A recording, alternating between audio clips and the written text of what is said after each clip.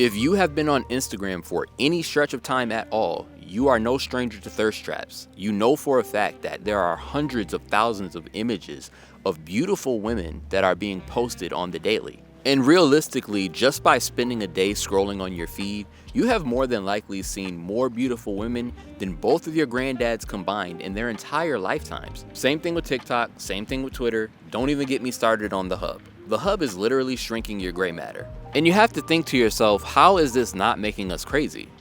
Well, truthfully it is. None of this is normal. Human beings did not evolve to have access to this many people's lives, especially people that we would consider to be extremely attractive. We're supposed to have the mental capacity to store the information of about 100 people within our minds. And those 100 people were usually somebody that was completely important to your survival. We are not designed to see this many beautiful faces and attractive bodies on a regular basis. Not this often, not this much. Beautiful people have always existed, and we've always had some kind of exposure to them, but not to this degree and not this level of beauty. The hardware that we're designed with internally cannot handle this much facial recognition data, especially of people that look like this that we don't actually know. We're not interacting with these people on a regular everyday basis, and yet we have the ability to peer into their lives pretty much 24/7. We are literally seeing these people with our eyeballs and forming false memories with them by watching them through a screen. Your lizard brain is not distinguishing the difference between a screen and reality. So it believes subconsciously that you are actually meeting these beautiful women in real life every single day, that you're meeting this many beautiful women in real life every single day.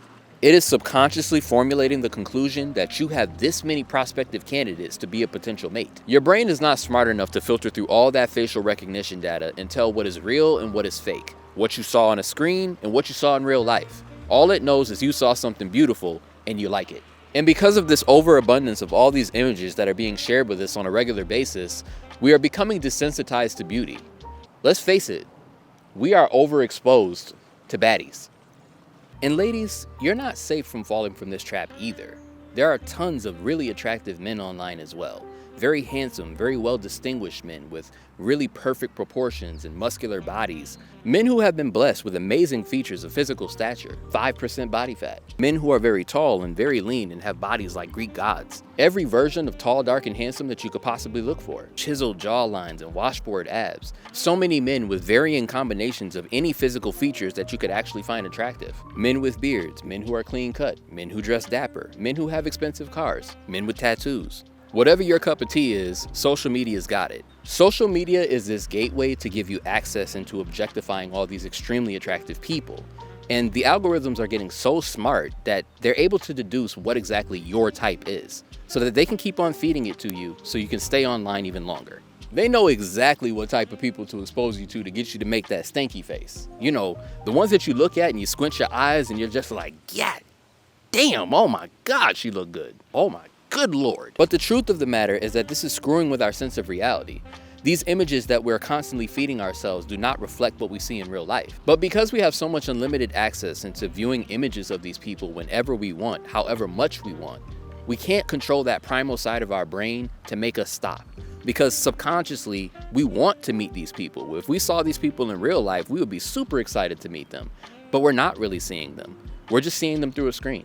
And this can be a really hard concept to grasp when you're exposed to it at a very early age.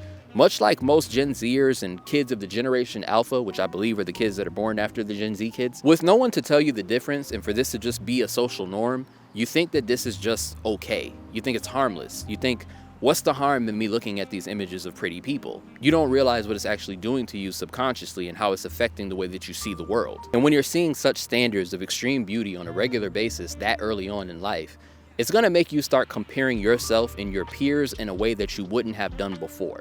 You're gonna look at the girls in your class as lesser than the girls that you see online. And simultaneously, the girls are gonna be looking at the boys at their class as lesser than the boys that they see online. The funny thing about all these gorgeous people that we're exposing ourselves to online is the fact that they're not even famous people. These are just average, normal people from wherever they live who just happen to be drop dead gorgeous. So you cannot help but compare yourself because you're looking at these images and you're thinking, this is a regular person. This isn't a supermodel. This isn't an actress. This isn't some person who's famous and has some pedigree. This is literally just some random girl in Wisconsin who just happens to be drop dead gorgeous. This is some random guy in Dallas, Texas who has the body of a Greek god.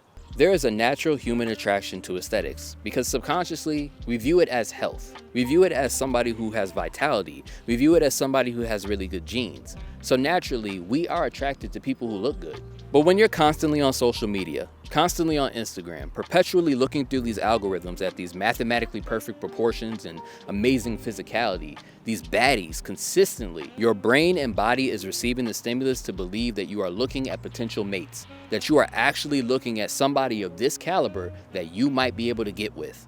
It is absolutely hijacking our evolutionary psychology and biology with digital stimulation. When you're on Instagram all the time, you can see a six-pack a dime a dozen. But when you go outside, do you really see a bunch of buff, muscular dudes that are just walking around physically fit, walking around 5% body fat? Do you see a bunch of women with Victoria's Secret bodies and amazing hair and amazing eyes?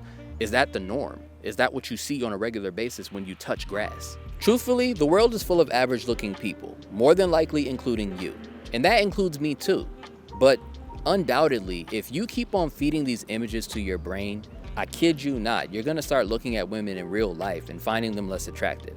And the same goes for women looking at men online. You're gonna start finding men in real life as less attractive because of these perfect images that you keep stuffing in front of your face. Because you're pedestalizing a perfected, curated version of people who are presenting themselves as their best possible self. They are not presenting themselves when they're on their downtime or when they look their worst. You are seeing them at their best. You're seeing them at the absolute peak of who they can actually be. They're dressing in their best clothes. They're posing with the best angle that they could possibly pose at with the perfect lighting so that their body looks amazing. It looks immaculate. It looks perfect. But in reality, not even they look like that every day. They don't look like that all the time. They're not perfect all the time.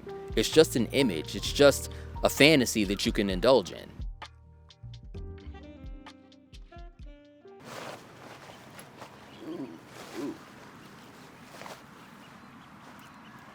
Hey. Whoa, duckies. I don't got anything to give you guys. I'm literally being followed. They have actually hijacked my space. I think they think I'm trying to feed them.